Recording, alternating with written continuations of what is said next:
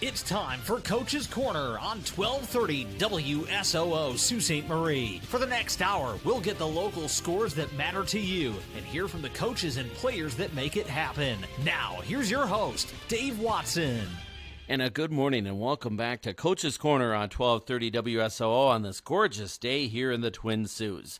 And on the corner here today, we'll have Mike Kaunisto, our pal with the Soo Indians hockey team. Of course, the head dog with the Indians. He'll join us here, talk about Soo Indians hockey and how things have been going for them, and they're home this weekend. We'll get into that, all that, and much more. And Sault High boys basketball head coach Mike Fitzner will also be on the corner. We'll have This Week in High School Sports and all that on the corner and much more coming up. But first, as always, let's cue the orchestra.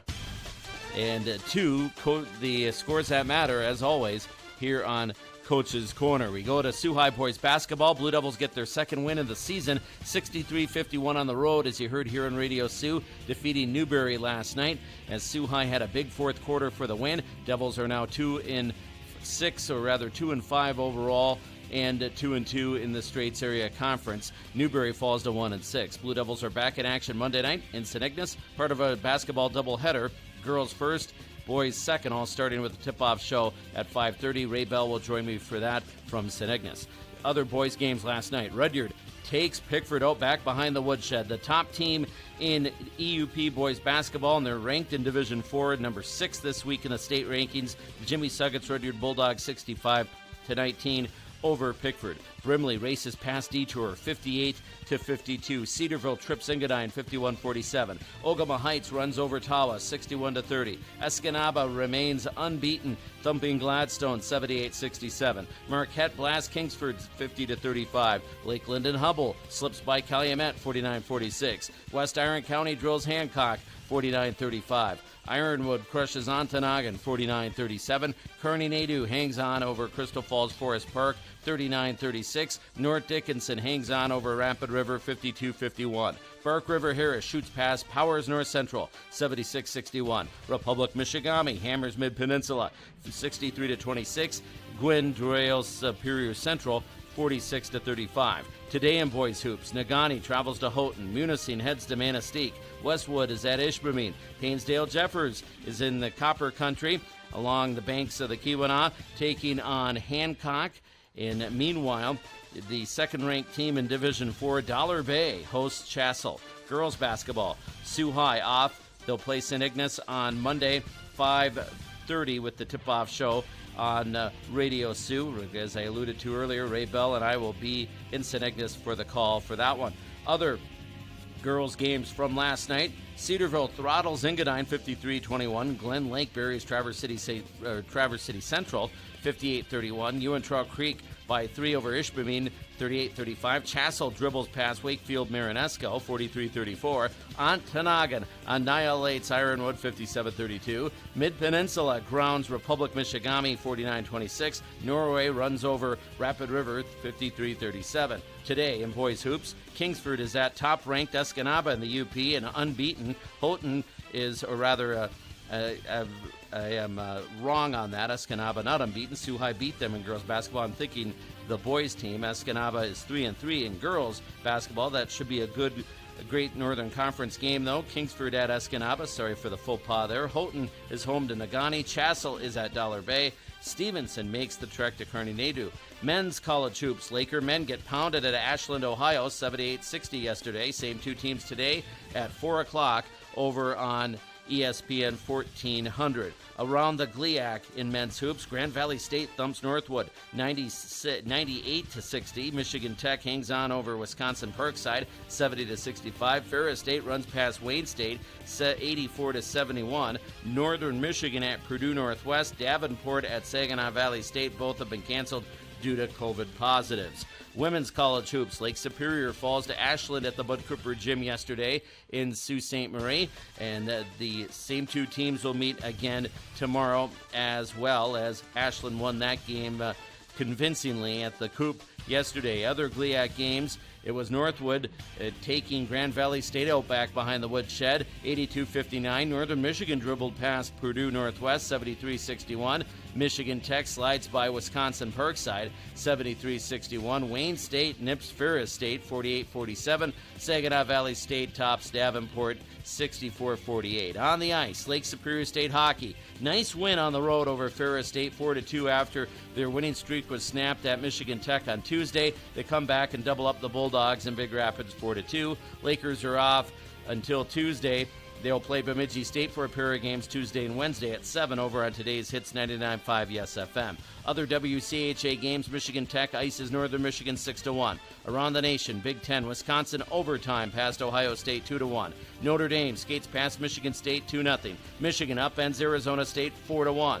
National Hockey Conference, Western Michigan 5-2 over Miami of Ohio. North Dakota 2 better than Nebraska Omaha 4-2. Hockey East, it was Maine doubling up on Connecticut 6-4. Merrimack downs Boston University 5-2. UMass Lowell 2 better than Vermont 3-1. And UMass overtime past a highly touted Boston College team. ECAC Quinnipiac 4-2 over St. Lawrence. Clarkson nips Colgate 3-2. Atlantic Hockey, it was Canisius dropping Niagara 5-1. Non-conference, Army blanks Long Island U 5-0. High school hockey, Soo High off last night at Traverse City Central tonight.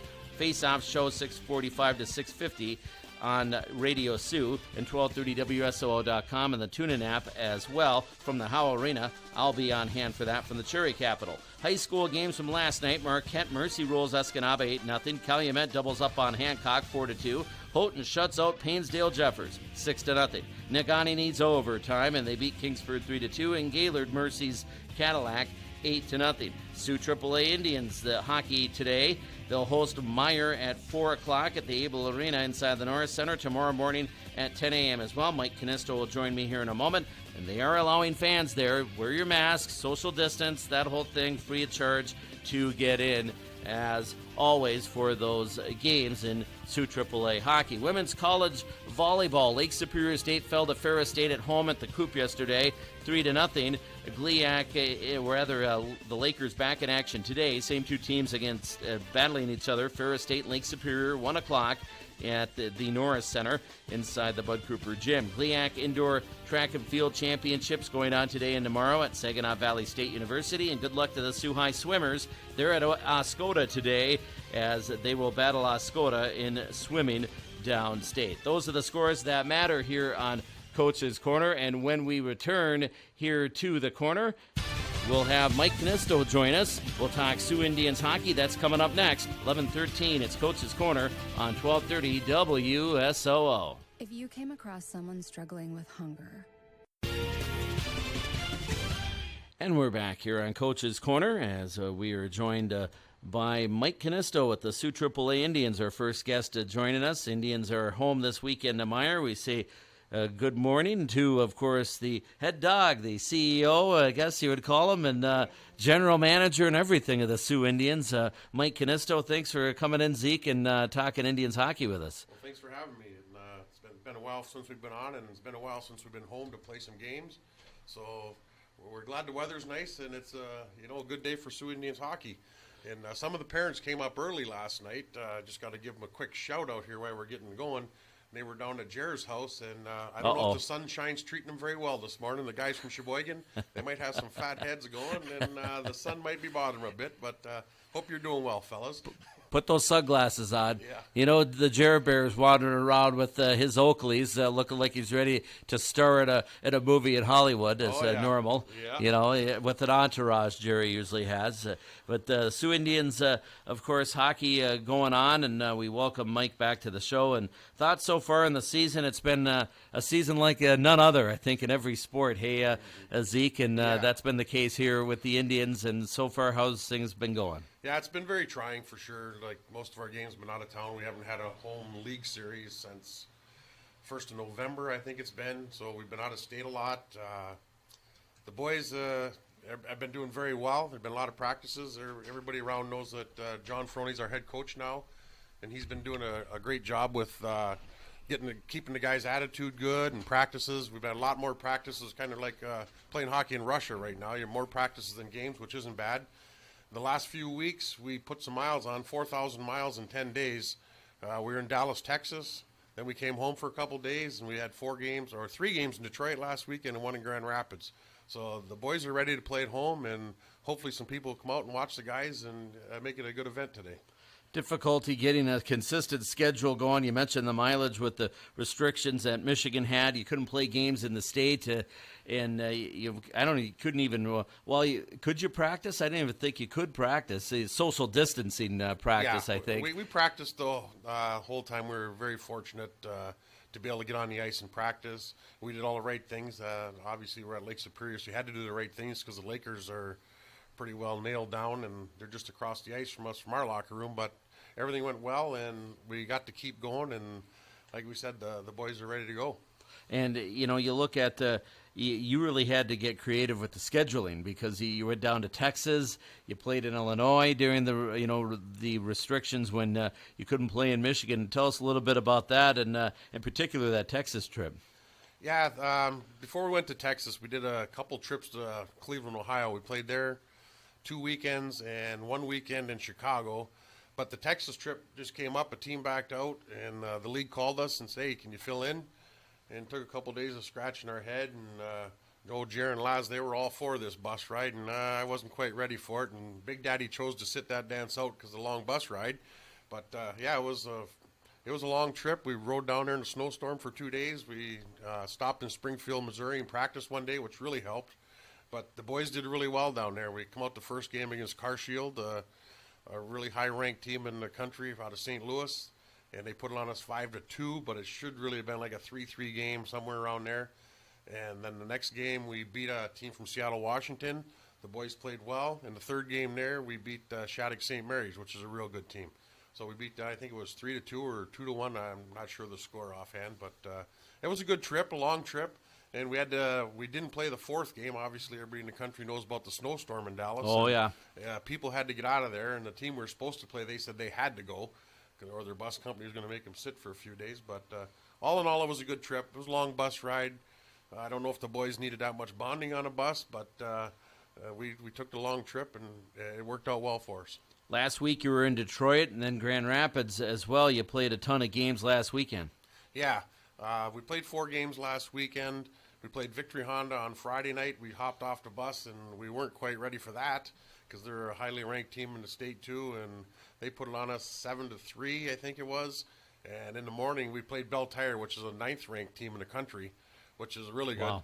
And the shots were even. We probably missed 9-10 grade A's, but they beat us 3-0. In the afternoon, we rebounded on them, and we beat them 3-2. So it was a huge win for us, a big boost for the staff and the players. The players played their hearts out, and it was a real good game. Then we hopped on the bus again, drove over to Grand Rapids, played on Sunday morning, and Coach Frone looked down the bench and said, roll the lines, the dogs are tired. He said the horses are pooped, they're whipped. So, and that was it. And so, but the boys, they've been practicing hard, and they're fresh, ready to go now. They look like they're really ready to go this weekend. You mentioned Coach John Ferroni, the, of course, longtime coach in the area, very successful at several levels, won a Bantam championship back in the 80s with the Elks Club back in the mid-80s at the Puller Stadium in a national championship there. And, of course, longtime coach at Soo High, was with you with Joey Sean and the Soo Indians, has been all over the place and, spent a couple of years away from the game. And I said when he left Soo High, John's not done. I said he'll be back, and here he is back with the Indians. And of course, you guys were in a jam with your coach Pat Caricato, not able to come over. He's of course a Sioux, Ontario resident, and you had of course some other people filling in, but you were able to get John to come back. And what's that mean as far as have a veteran coach like that, and of course a good friend of yours and Jerry Harwood and Big Daddy and everybody with the Indians, to have him in the fold here this year during a time that you really needed a good veteran coach to come in. Just his experience alone and his professionalism on the bench has really helped our guys. And Jerry went and got him because I said, Jerry, I'm almost ready to wave the white flag here. And Jerry said, hold on. He said, I'll go down to Ferroni and talk to John here because, we've all been good buddies forever. And that was the big myth forever, Soo High battling with the Indians and stuff. And yeah, we're all going to chase the same guys. We're all competitive. But John has stepped in, had done a great job. And we're really looking forward to having him around, hopefully again. And I hope you're listening, John, for next year. And Don't go anywhere, Coach. Here, like if we had John and Pat on the bench together, we'd really have a nice combination in coaching. But no, John stepped in and he really bailed us out and has helped us out a ton. The boys love him as a coach, and he's doing great things. Don't get that winter home yet in Florida, Coach. Yeah.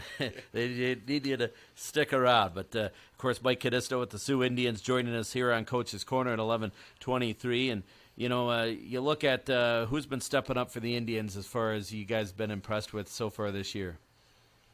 Well, we've had a few guys that have really stepped it up. Colin Goff from Wasilla, Alaska, he's going to be a returner next year, we hope. But he's really doing a great job. Him and Drew Miyake from Jackson, Michigan, and Jack Matias from Negaunee, Michigan. These guys really stepped up last weekend. They're logging tons of minutes, and they're the guys that we go back to back with them at ends of games. And like with the Bell Tire game, they're going out every other shift the last 5-6 minutes, and they're really our horses carrying it right now. Kelden Casey from the Sioux here has been a great surprise. Kelden does everything, and he's played for Coach Ferroni. I was going to say former Blue Devil. Oh yeah, he played for John, and him and John have a good relationship. John said that kid will go through the wall for us, and the guy blocks shots. He's crawling off the ice. He's back out the next shift, and Kelden's really doing a great job for us. And like Will Boyer, Michael Slager on the line with them.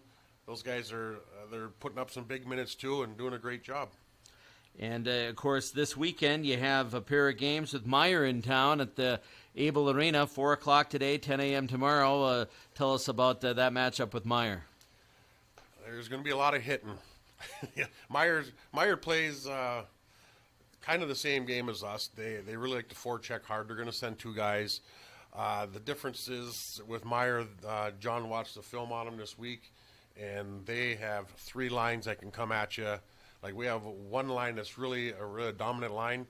They have three lines that are going to be coming at us all day long. They got big, strong defense. They move the puck, but they're guys that are relentless. They're going to finish their checks everywhere in the ice. Even if you pass them, you're going to get hit. And our guys know it, and hopefully we can respond to it and come out. We're at our home rink finally with some rest, and hopefully our guys are ready. But Meyer's coached by a former Soo Indian, Brian Sherry, so he was up here in the Jim Cappy days of the Soo Indians and midget AAA. But it's going to be a great game. Those guys are tough. I think they're winning our league right now, actually. So and we need some points here. A couple more points to get us to the state tournament. So we're hoping for a big weekend. What's the schedule look like as far as the rest of the regular season here going into March? March 5th, next Friday, we're back on the bus again to Royal Oak, Michigan, to play one game against Caesars on a Friday night. Then back home on Sunday, March 7th. We're going to play at home a little scrimmage exhibition game against some Indian alumni guys ran by Joe Bailing, and they've been scrimmaging teams. They're a good team. They are a really good men's team. So we're just going to have a little scrimmage with them, keep the guys fresh. March 13th and 14th, we're home again against Victory Honda.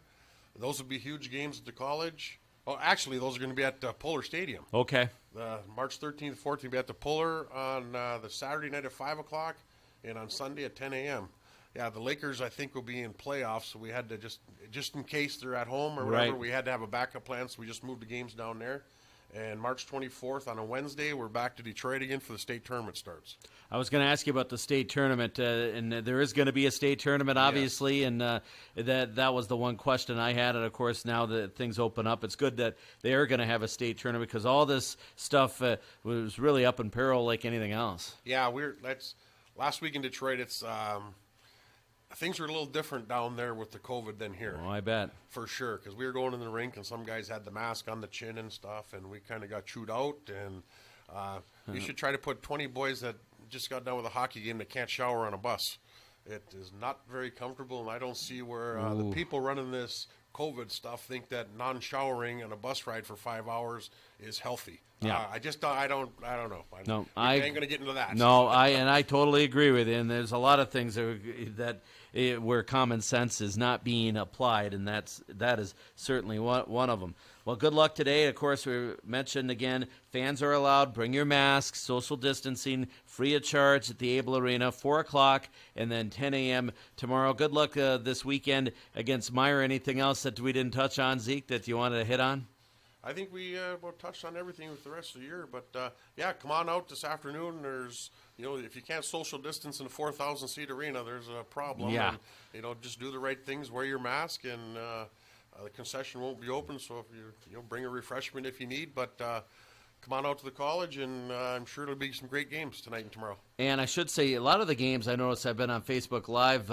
Rob Landis has been videotaping quite a few of those games. Yeah, those games will be on Facebook again today. Rob will be videoing the games today, and they'll be live. Yeah, and I've been watching a lot of the road games that he was putting on there, and that's good stuff as well. Mike, as always, thanks for stopping by, and good luck today, this weekend, and the rest of the season with the Soo Indians. Yeah, thanks for having me. All right, that is Mike Kaunisto, of course, with the Soo Indians hockey team, and we'll continue here on Coach's Corner, as we'll have more corner coming up your way in a moment, as we'll get into This Week in High School Sports. Mike Fitzner will stop by as well, Soo High boys basketball coach, that and much more on 1230 WSOO. And we're back on Coach's Corner on 1230 WSOO. And we're joined by Blue Devil boys basketball head coach Mike Fitzner. And good morning, Coach. And the Devils come in now with a 2-5 record. And I would normally say tell us about last night's game, but you were listening and watching like the rest of us, not at the game. But of course, the team was able to get a win, second win of the year, and second win in the league. You had to have been happy about that. A nice win over the Newberry Indians, 63-51. Yeah, I mean, I was able to kind of watch it online, having it streamed, and, obviously was in touch with some people that were there kind of telling me about what was going on a little bit here and there. And, yeah, I mean, it's good to get that second win of the year. It helps out with so many things, just as far as, our guys, bringing the energy to practice every day and continuing to get better and compete and just feel good about things. I mean, there's more to it than, obviously there's more to athletics and all this stuff than winning games, but it does make it a lot easier when you can get some W's in the right column there. Thoughts on the season record, as I alluded to, 2-5, and second win in Straits Area Conference play, now 2-2 in league. But like you said before, it's really about where you're at the tournament. Obviously, you want to be successful in the regular season, but it comes down to that postseason. It really does. You need to learn how to win, and you need to continue to get better during the regular season. But at the end of the day, you get to that tournament and everybody's 0-0, and then you're really kind of playing from there. And, I guess, with that being said, I'm encouraged. We had, when we were over at Escanaba the other day, that was a tough loss for us. They're a really good team. We didn't play very well. They kind of punched us in the gut a little bit that day and opened our eyes. But, since then, I've been really happy with our kids. We played pretty well down in Rudyard last Friday. We played really well. I mean, pretty well, I should say, against Alpena that following Saturday. And both those games ended up being losses. But I thought we took steps forward. We were better with our energy and our effort and our execution. And I see us taking strides and moving things forward. And then, obviously to get that win last night at Newberry was, again, another step in the right direction. And so they're starting to figure it out, I think. They're starting to understand, how we need to play, the key things we need to do when we're out there. And they're taking steps to fix those things. So I am encouraged by that. They're working hard. The effort's there. And as long as we keep doing that, I think we continue to progress. And I like, I think I like where we'll be at the end of the season. The encouraging thing for me, Fitz, is the fact that, you go to Rudyard last week, you lose against perhaps, I think, the best team in the EUP, top team in the league right now in the Straits Area Conference at Rudyard. You fight them hard like you did in the Soo at the opener of the season. Then the next day, you come back, the kids fight hard to get back in the game, take it to overtime against Alpena. And then last night, no letdown again. They had a big fourth quarter to pull away from Newberry, and they're not laying down. They keep on battling and working their way through this, which that's, I think, a very encouraging sign because, as you know, with teenagers, you never know where it's going to go. Yeah, for sure. I agree. They've kept a good attitude through this whole thing. I think they're fighting and they kind of understand the dynamics of it. And, we got some kids that want to win out there. We got some kids that are competitive, and that's a pretty important part of it. And, trying to get through to them. And it's tough with most high school kids, just getting them to understand the process of getting there.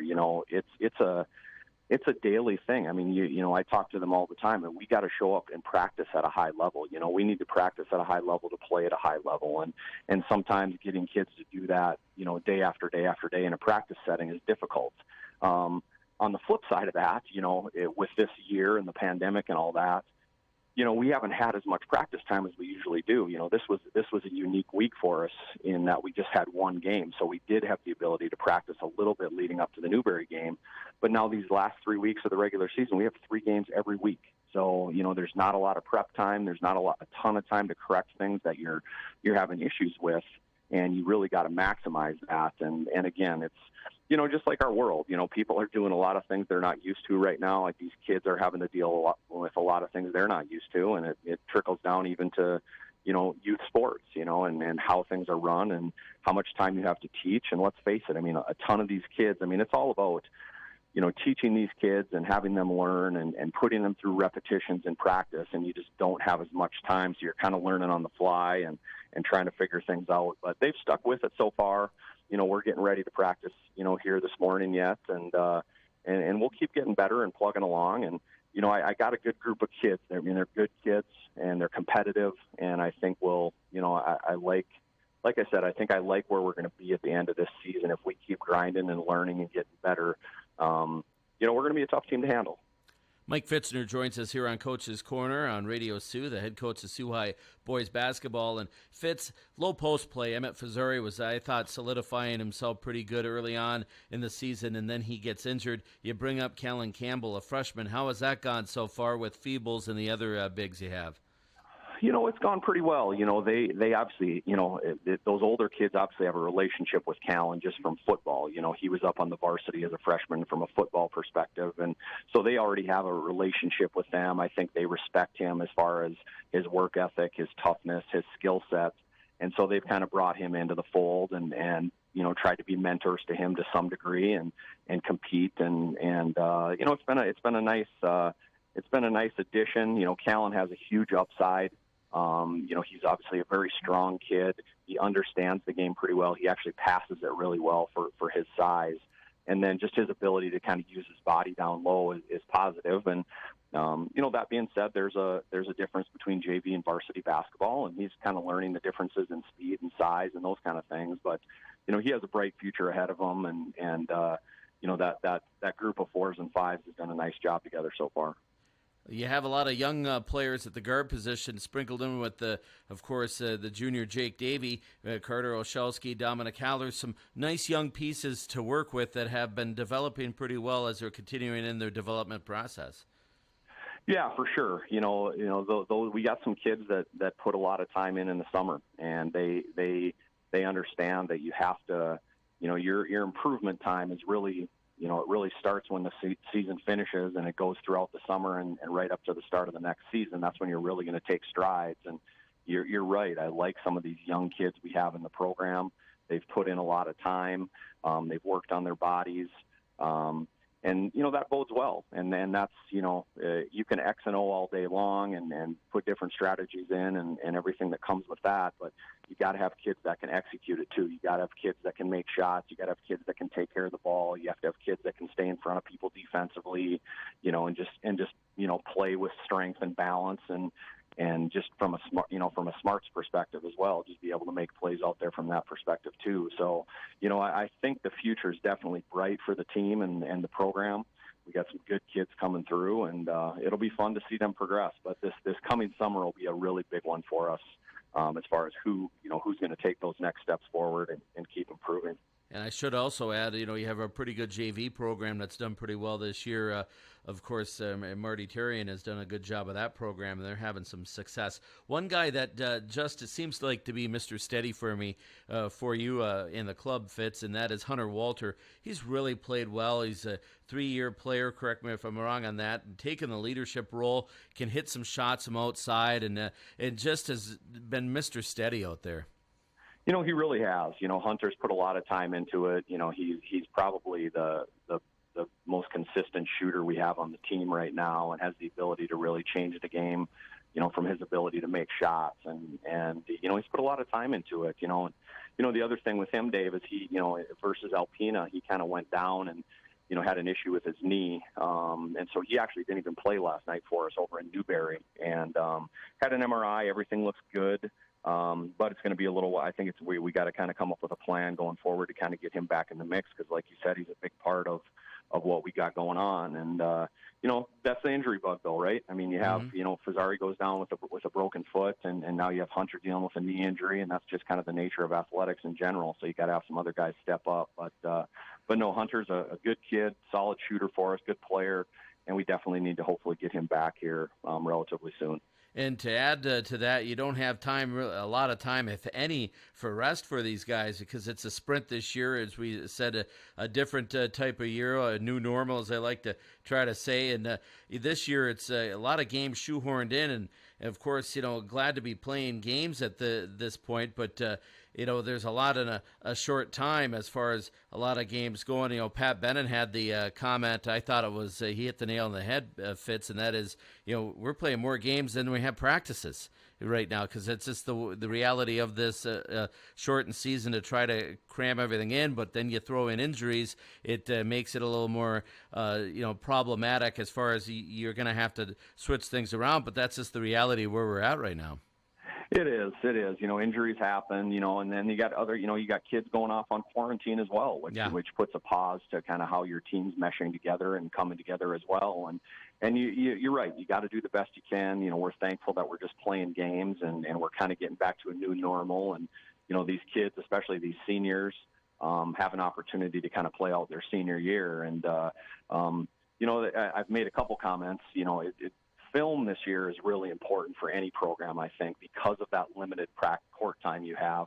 And with the technology we have these days, these kids can pull up any of our games at any point right on their phone, tablet, computer, and they can watch that film. And we have the ability to kind of go in and put comments in there and do some illustrations where they can kind of see exactly, where they need to make changes and what they need to get better at. So that's been a big part of our process of getting better this year, is just using that film to, show them right there in front of them, this is what you did, this is what you needed to do, or this is what you need to change. And that's a big part of the process too. But there's no question, Dave, it's an interesting year. And, hopefully we look back on this and, kind of laugh at some point in time when we're past this whole thing. Fitz, do you handle things differently as far as, when you're devising a plan as far as coming into the year, knowing how different and quick it's going to be?